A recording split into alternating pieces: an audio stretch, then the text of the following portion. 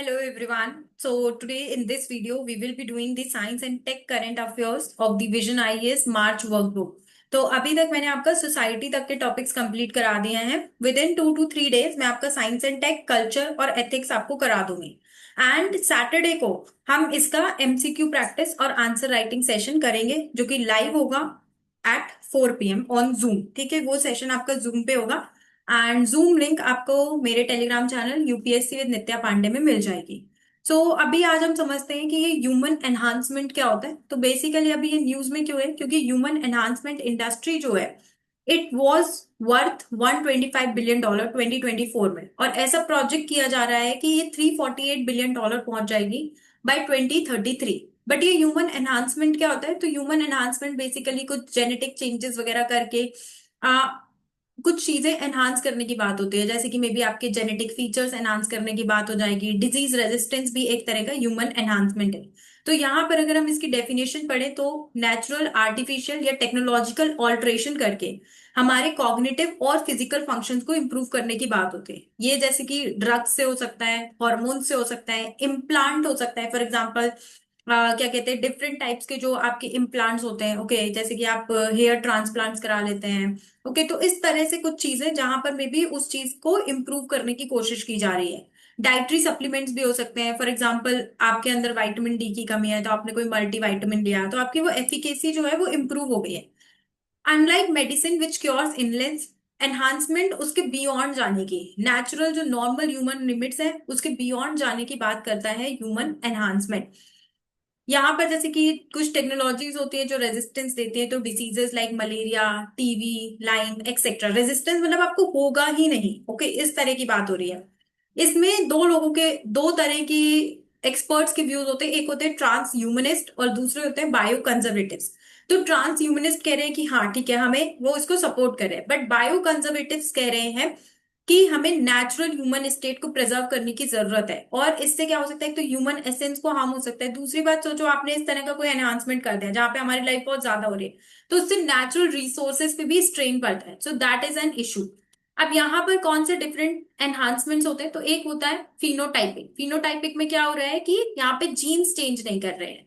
लेकिन दूसरा है सोमैटिक. सोमैटिक में क्या होगा, चेंजेस बॉडी सेल्स जो कि हेरिटेबल नहीं. हेरिटेबल मतलब जैसे कि सपोज करो कि आई हैव अ चाइल्ड, उस चाइल्ड में ही वो जीन चेंज है, उसकी आगे वाली जनरेशन में वो जीन चेंज नहीं है.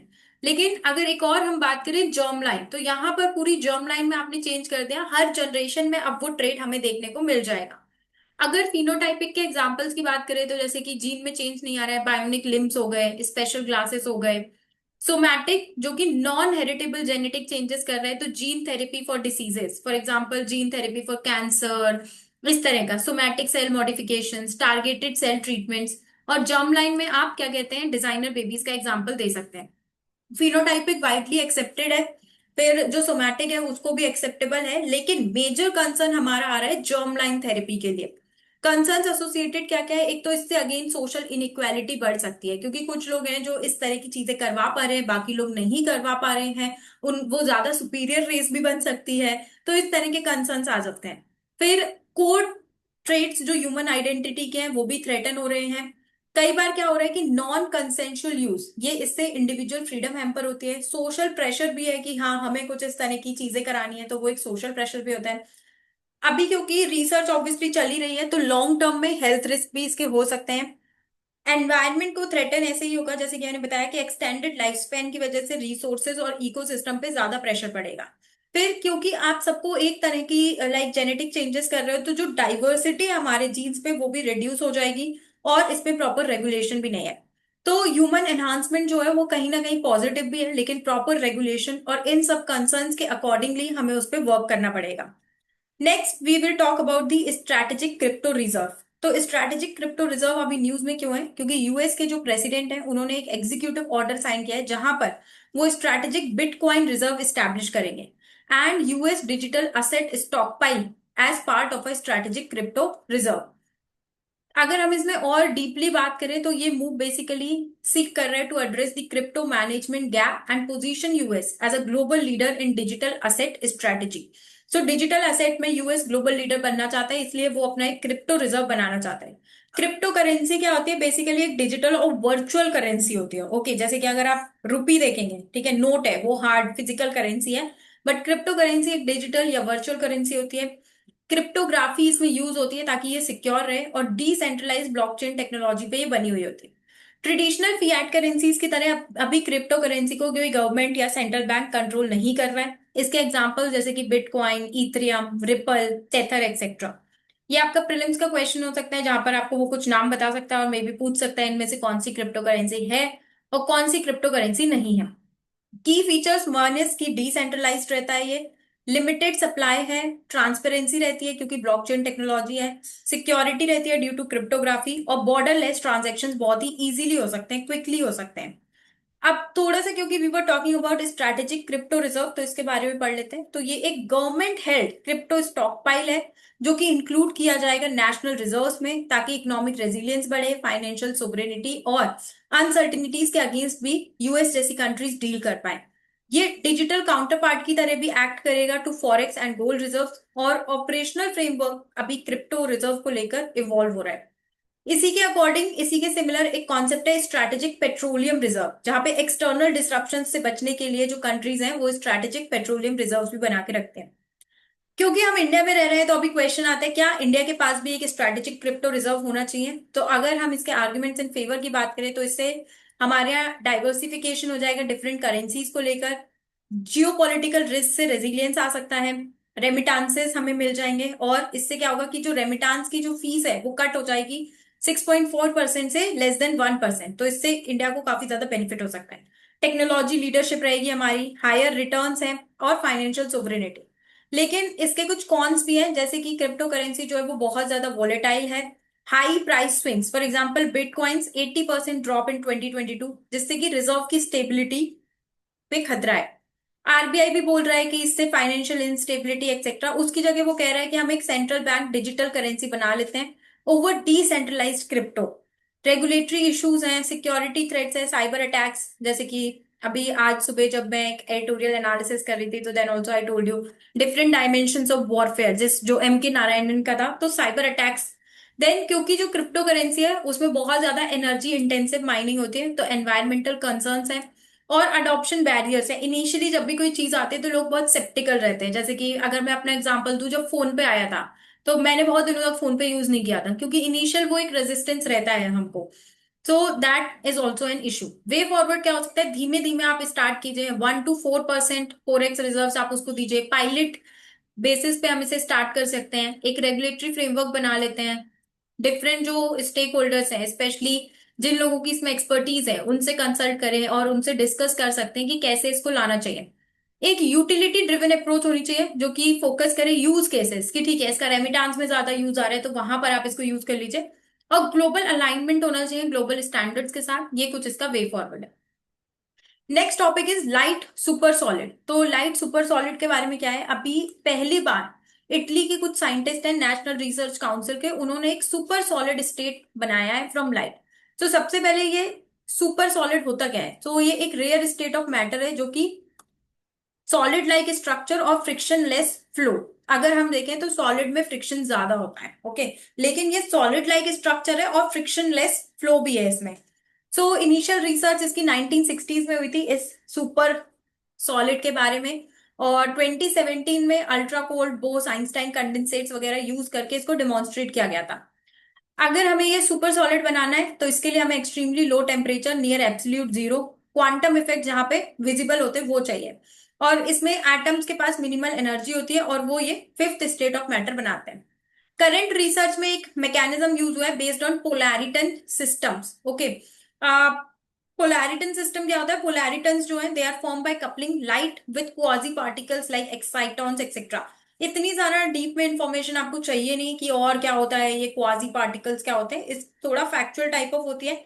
अगर आप लोगों को ज्यादा इस पर रिसर्च करनी है, तो आप यूट्यूब पे कुछ वेस्ट के वीडियोस देख सकते हो, यूएस यूके, वो सब इसमें काफी अच्छे से एनिमेशन वगैरह से एक्सप्लेन कर सकते हैं। आई would honestly say I am not that good in science and tech, okay, तो इसलिए ये आई डोंट थिंक कि मैं इसको बहुत डिटेल में समझा पाऊंगी। बट ओवरऑल ऊपर ऊपर से मैं आपको बता सकती हूँ कि कितना आपको क्या कैसे पढ़ना है। क्वाजी पार्टिकल्स जो है वो लाइक मैथमेटिकल कंस्ट्रक्ट्स रिप्रेजेंटिंग एक्साइटेशंस, अब ये सब like you can just read, ठीक है। सिग्निफिकेंस क्या है इसकी, तो क्वांटम कंप्यूटिंग में ये हमको हेल्प करेगा क्योंकि इससे हम और ज्यादा स्टेबल क्यूबिट्स बना सकते हैं। ऑप्टिकल फोटोनिक डिवाइसेस में हेल्प करेगा क्योंकि ये बहुत बड़ा ब्रेक थ्रू हो जाएगा ऑप्टिकल डिवाइसेस फोटोनिक सर्किट्स के लिए। और मटेरियल साइंस एंड एनर्जी में हम डीप एक्सप्लोरेशन कर पाएंगे क्योंकि यहाँ पे लाइट से सुपर सॉलिड स्टेट बनाने की बात हुई है। So it is very necessary to understand कि लाइट क्या होती है। तो फास्टेस्ट फिजिकल एंटिटी है, ये स्पीड याद हो रही है तो ठीक है, वैसे याद करने की जरूरत नहीं है। वेव पार्टिकल डुअलिटी होती है इसमें, मतलब लोकलाइज पार्टिकल और स्प्रेड आउट वेव दोनों की तरह ये एक्ट कर सकता है। और क्वांटम मैकेनिक्स के हिसाब से again light can simultaneously behave as a wave and a particle. Next topic is anti retroviral therapy drugs. तो सुप्रीम कोर्ट ने अभी सभी स्टेट्स को बोला है कि आप रिस्पॉन्ड कीजिए क्या सिस्टमिक इश्यूज हैं anti retroviral therapy drugs apply के for people living with HIV और एड्स। तो ये जो थेरेपी है ये बेसिकली एचआईवी एड्स के लिए यूज होती है, जहां पर सुप्रीम कोर्ट ने बोला है कि क्या आप इश्यूज फेस कर रहे हैं इस थेरेपी के ड्रग सप्लाई को लेकर, उस पर आप रिस्पॉन्ड कीजिए। Anti retroviral therapy drugs HIV infection को ट्रीट करती है, ये बेसिक इंफॉर्मेशन आपको पता होनी चाहिए जो कि प्रीलिम्स में पूछी जा सकती है। एंटी एचआईवी ड्रग्स ही यूज होंगे, ठीक है। वायरल बेसिकली एचआईवी वायरस से होता है, ठीक है, तो वो वायरल लोड अगर कम हो जाएगा तो मे बी एचआईवी का क्योर हो सकता है। अनडिटेक्टेबल लेवल्स एक्सेट्रा, ये कॉम्बिनेशन होता है 2 से 4 ड्रग्स का, called highly active anti retroviral therapy. जो एंटी रेट्रोवायरल थेरेपी कोई क्योर नहीं है, बट ये हेल्प करता है उनको कि वो एक लॉन्ग और हेल्दी लाइफ जी लेंगे क्योंकि अल्टीमेटली बैक्टीरिया को किल तो नहीं कर पाएगा, उसका लेवल कम कर देगा। तो मे बी आप अगर जैसे 5 साल जीने वाले थे तो आप 10 साल और जी लोगे। इंडिया में इसको मैनेज करता है national AIDS control organisation under the national AIDS control programme, okay. HIV AIDS क्या है, ह्यूमन इम्यूनो डेफिशिएंसी वायरस है। बेसिकली आपकी जो इम्यूनिटी है वो अगेंस्ट डिफरेंट वायरसेस कम हो जाती है। फॉर एग्जांपल अगर मुझे कफ एंड कोल्ड हो रहा है तो मैं जल्दी सही हो जाऊंगी, लेकिन अगर एक एचआईवी वाले पर्सन को कफ एंड कोल्ड हो रहा है तो उससे वो maybe he can die also. Immune system को अटैक करता है, स्पेसिफिकली CD4 सेल्स जो कि बॉडी की एबिलिटी को कम कर देता है to fight against infection. Acquired immunodeficiency syndrome क्या है, ये फाइनल स्टेज होता है एचआईवी का, जब इम्यून सिस्टम बहुत ही ज्यादा वीक हो जाता है, जहां पे वो लाइफ थ्रेटनिंग फंक्शंस भी रेजिस्ट करने लगता है। With proper treatment not all HIV cases progress to AIDS. तो बेसिकली आपको एचआईवी से एड्स नहीं होगा अगर आपको प्रॉपर ट्रीटमेंट मिल जाता है, बट एचआईवी तो आपको रहेगा। ट्रांसमिशन कैसे होता है इसका, तो like unprotected sex, blood to blood contact, mother to child transmission etcetera. India में अप्रोक्सीमेटली 2.5 मिलियन लोगों को एचआईवी है। अब इसके लिए ग्लोबल और नेशनल एफर्ट्स क्या क्या है, तो यूएन एड्स का गोल है कि 95% of the people which HIV known to their status, 95% of those diagnosed etcetera to achieve viral suppression. फिर हमारे पास ग्लोबल फंड भी है जहां पे एड्स ट्यूबरकुलोसिस मलेरिया के अगेंस्ट फाइट करना है। गवर्नमेंट ने नेशनल एड्स कंट्रोल प्रोग्राम निकाला है, फ्री एआरटी एक्सेस दे रहे हैं, और लीगल प्रोटेक्शन है कि free ART for all HIV positive individuals. तो एचआईवी पॉजिटिव इंडिविजुअल को फ्री एंटी रेट्रोवायरल थेरेपी मिल जाएगी। ये तो हमारे लॉन्ग टॉपिक्स थे साइंस एंड टेक को लेकर। नेक्स्ट अब हम कुछ न्यूज एंड शॉर्ट्स देख लेते हैं। तो जैसे कि पहले है ओबेसिटी, ओके। तो ओबेसिटी के बारे में, it is not a good thing, ठीक है। ऑब्वियसली नेगेटिव है ओबेसिटी, आपकी प्रोडक्टिविटी कम होती है, डिसीज बर्डन इससे बढ़ता है। तो जैसे कि हमारे ऑनरेबल प्राइम मिनिस्टर ने हाईलाइट किया है कि 2022 में 1 में से 8 लोग ग्लोबली ओबीस थे, ठीक है। और अभी बच्चों में ये ज्यादा बढ़ गया है। क्यों बढ़ गया है, क्योंकि बच्चे ज्यादा खाते हैं बर्गर पिज्जा ये सब, ओके। एंड लाइक आजकल का, अगर हम आजकल का एक लाइफस्टाइल देखें तो it is that children don't want to go out, they are watching something at their home. पहले क्या था, टीवी वगैरह नहीं था, ओके, लाइट भी इतनी नहीं आती थी, तो कुछ नहीं तो बाहर जाके खेलते थे, but that is not happening now. फिर उन्होंने ये भी बोला है 10% रिडक्शन होना चाहिए एडिबल ऑयल कंजम्पशन में। जो हम ऑयल यूज कर रहे हैं, it is also a major reason for obesity. अगर डब्ल्यूएचओ के हिसाब से ओबेसिटी क्या है, एक्सेसिव फैट एक्यूमुलेशन, जिसकी वजह से आपको हेल्थ रिस्क होते हैं। इसका बीएमआई मेजर उन्होंने बताया है more than equal to 25 overweight, more than equal to 30 अगर आपका बीएमआई है तो वो ओबीस होता है। बॉडी मास इंडेक्स है ये, I think height is to weight या ऐसे वेट इज टू हाइट करके इसको निकाला जाता है। हेल्थ रिस्क इससे क्या क्या हो सकते हैं, हार्ट डिसीजेस हो सकते हैं, diabetes, cancer, respiratory disorders etcetera. India में 24% विमेन, 23% मैन ओवरवेट या ओबीस हैं। अगर हम चिल्ड्रन की बात करें, दैट इज दोज अंडर 5, 2% से 3%। ठीक है, इसमें से ये दोनों डेटा आप याद कर सकते हो, क्वेश्चन आ सकता है मे बी। इंडिया के स्ट्रैटेजिक फ्रेमवर्क क्या क्या है, तो पोषण अभियान है जहाँ पे हम न्यूट्रिशियस फूड देंगे, फिट इंडिया मूवमेंट है, लोगों को अवेयर करेंगे कि फिटनेस से कितने सारे बेनिफिट्स हैं आपको। नेशनल प्रोग्राम है for prevention and control of non communicable diseases, जैसे कि मैंने आपको बताया ओबेसिटी से मोस्टली नॉन कम्युनिकेबल डिसीजेस होते हैं, जैसे कि कार्डियोवैस्कुलर, डायबिटीज। अगर मैं किसी का लाइक इट्स लाइक कि डायबिटीज एक्सेट्रा, ये कम्युनिकेबल नहीं है। कम्युनिकेबल मतलब मे बी जैसे कोविड, अगर किसी के हाथ छू लिया आपने तो कम्युनिकेबल, बट डायबिटीज में ऐसा नहीं हो। Okay. Eat right India, safe healthy sustainable food के बारे में लोगों को अवेयर करेंगे हम। और repurpose used cooking oil initiative, तो बेसिकली आपने देखा होगा काफी हाउस होल्ड्स में ऐसा होता है कि आपने एक बार कुछ अगर आपने फ्राई किया, फिर हम उसी ऑयल को बार बार यूज कर रहे हैं। So that is a very bad practice. तो यहाँ पर गवर्नमेंट मतलब इस तरह का बता रही है कि जैसे कि जो अगर जो शॉप्स भी होती हैं, ठीक है, तो इस कुकिंग ऑयल को कहीं और यूज कर लिया जाए rather than again using it to fry something. Factors क्या क्या है, high calorie low nutrient diets. Burger में कैलोरीज बहुत ज्यादा है, पेट भर जाएगा, बट आपकी बॉडी की जो न्यूट्रिएंट रिक्वायरमेंट्स है वो फुलफिल नहीं हो रही है। सेडेंट्री लाइफस्टाइल है, ये आई थिंक मैंने काफी बार एडिटोरियल एनालिसिस में भी डिस्कस किया है। Like the parents also do not have that much of time, फटाफट मैगी बना दी, ठीक है, या हम खुद भी इट्स लाइक कि हम पैकेज फूड खा लेंगे, we don't have time to like soak the nuts और सोक सम स्प्राउट्स एक्सेट्रा। तो ये भी एक प्रॉब्लम है। वैसे मुझे कहीं ना कहीं ये लगता है कि इसकी जगह अगर हमें ऐसा लग रहा है कि बहुत टाइम लग रहा है, बट बेसिकली ये ज्यादा एक शॉर्टर मेथड है और आपको हेल्दी लाइफस्टाइल मेंटेन करने पे इंश्योर करेगा। कहीं ना कहीं ये बहाने भी हो सकते हैं हेल्दी डाइट की तरफ शिफ्ट ना होने के। देन जेनेटिकली मॉडिफाइड क्रॉप्स जो हैं वो भी फूड कॉम्पोजिशन को चेंज कर रहे हैं और मेटाबॉलिज्म उससे अफेक्ट हो रहा है और वेट गेन भी हो रहा है। Another point is regarding the national gene bank, तो इंडिया अपना सेकेंड नेशनल जीन बैंक। अब देखो यहाँ पर एक आपको डाउट आएगा कि क्या हमें ये याद करना है कि नहीं कि सेकेंड, नो, इतनी माइन्यूट इंफॉर्मेशन आप नहीं याद कर सकते। याद कर भी लोगे तो आज से 7-8 महीने बाद और लाइक 10 मंथ्स बाद जब प्रीलिम्स होने वाला है, so you won't be able to memorise. तो अगर आपको याद ही नहीं रहेगा तो क्या फायदा है, आज याद कर लोगे, आज से 5 महीने बाद भूल जाओगे। So no, there is no point of this. ठीक है, बेसिक इंफॉर्मेशन याद कर सकते हो कि क्रॉप जर्म प्लाज्म को प्रोटेक्ट या कंजर्व करने के लिए नेशनल जीन बैंक बनाया गया है ताकि फ्यूचर में फूड और न्यूट्रिशनल सिक्योरिटी रहे। तो जीन बैंक्स क्या होते हैं, बायो रिपोजिटरीज होती हैं जहाँ पे genetic material, plants, animals, microbes etcetera हम प्रिजर्व करते हैं ताकि बायोडाइवर्सिटी इंश्योर कर सके और फूड सिक्योरिटी इंश्योर कर सके। Different types of gene banks होते हैं, सीड बैंक हो सकता है, फील्ड जीन बैंक हो सकता है प्लांट कंजर्वेशन के लिए, क्रायो प्रिजर्वेशन बैंक हो सकता है टिश्यू एम्ब्रियो कंजर्व करने के लिए etcetera. Other gene banks India में कौन से हैं, जैसे कि एनिमल जीन बैंक है हमारे पास और माइक्रोबियल जीन बैंक है। Next topic is transgenic organism. तो अभी एक ट्रांसजेनिक माइस है, ठीक है, जो कि स्पॉटलाइट में है following the US president miss statement on transgender mice funding. So यहाँ पर अब हमें हमें ये नहीं कंट्रोवर्सी पता करनी है कि यूएस प्रेसिडेंट ने क्या बोला, ये सब हमें ये जानना है कि ये ट्रांसजेनिक ऑर्गेनिज्म होता क्या है। तो ये कुछ नए ट्रेट्स दिखाता है या प्रोटीन्स जो कि उस स्पीशीज में नेटिवली नहीं है। ठीक है, जनरली उस स्पीशीज में वो नहीं था, लेकिन कुछ नया ट्रेट आया है किसी डिफरेंट ऑर्गेनिज्म में, तो उसको हम ट्रांसजेनिक बोलते हैं। ट्रांस का मतलब है फ्रॉम वन टू अनदर और जेनेटिक मतलब जीन्स। तो ये जो ट्रांसजेनिक माउस है इसको बेसिकली हम यूज करते हैं बायोलॉजिकल प्रोसेसेस एक्सेट्रा, क्योंकि इसकी जो जेनोमिक और फिजियोलॉजिकल सिमिलैरिटीज रहती है ह्यूमंस के लिए, तो हम उसको समझ के ह्यूमंस के लिए कैसे हम कुछ डिसीजेस वगैरह प्रिवेंट कर सकते हैं वो देखते हैं।